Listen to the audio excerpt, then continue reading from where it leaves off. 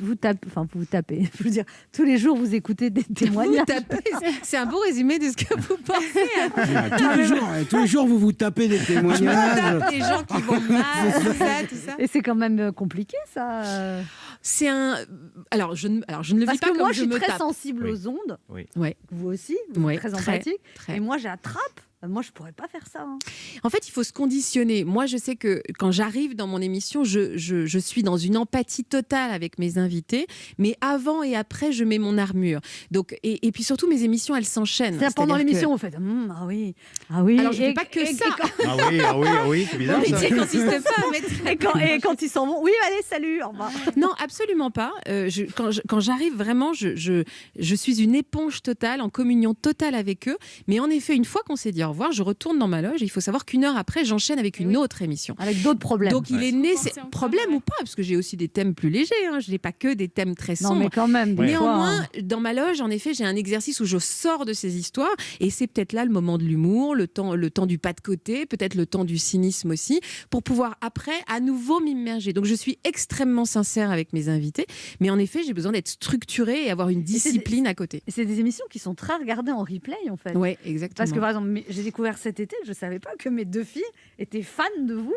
Et notamment alors qu'elles sont jeunes, vous voyez, on sort de l'idée. Ma fille aînée qui a 25 ans, elle regarde et on a passé une soirée à un moment où on regardait des vidéos. Je sais, vous pouvez même écrire un message. Ouais. Mais c'était drôle, elle me dit, oh, j'adore cette fille. Enfin, elles étaient toutes les deux. J'aime bien, c'est drôle, c'est surprenant. Non, mais je savais pas non, mais vraiment, elles aiment, quoi. Et ça, c'est extrêmement étonnant qu'à cet âge-là, c'est que notre émission est énormément regardée par des jeunes, 15-25. On dit, oh, l'émission de 14h, ça sera que des vieux. Mais pas du tout. La jeune génération a besoin de dialogue, a besoin d'échanges, alors qu'on parle quand même d'une génération qui regarde que des émissions sur YouTube ultra clippées, ultra marketées. Moi, c'est des gens qui parlent sur un canapé sans montage, quoi. Et ça dit quelque chose de notre besoin de dialogue, de bienveillance, de s'intéresser aux autres, de se poser. Moi, ce qui me fait rire quand je regarde votre émission, Faustine, moi, j'adore. Qu'est-ce qui vous fait rire? J'adore les témoignages, c'est quand il y a des gens très carabinés et que vous leur dites un truc. Quoi, carabinés? Mais non, c'est-à-dire des gens bien névrosés. Je me rappelle d'une femme qui était amoureuse d'un mec en prison aux États-Unis, qui était condamné à mort. Enfin, oui, bah, ça va, j'étais un peu fragile dans ce temps-là. et en fait, tu te dis, et quand tu regardes ça, tu dis, oh là là là là. Et en fait, vous dites, et vous arrivez à trouver une petite phrase qui, en posant la question, genre, par exemple, vous allez dire, est-ce que c'est vraiment raisonnable voilà, alors que c'est pas du tout, mais vous arrivez à rentrer en contact avec la personne sans la blesser. Oui. Ouais. Et ça demande beaucoup de subtilité humaine, je trouve ça. Alors, je vous remercie de le noter parce qu'en effet, il y a des fois où je suis comme tout le monde devant cette femme dont vous parlez. Je suis fascinée. Enfin, je suis comme vous. Je me dis, mais c'est lunaire. Est-ce qu'elle se rend compte dans quelle histoire elle s'embarque? Mais en effet, je respecte infiniment mes invités. Quand même, le courage de venir raconter leur vie intime à la télévision. Ils se mettent au feu des remarques, des critiques, de nos regards à tous.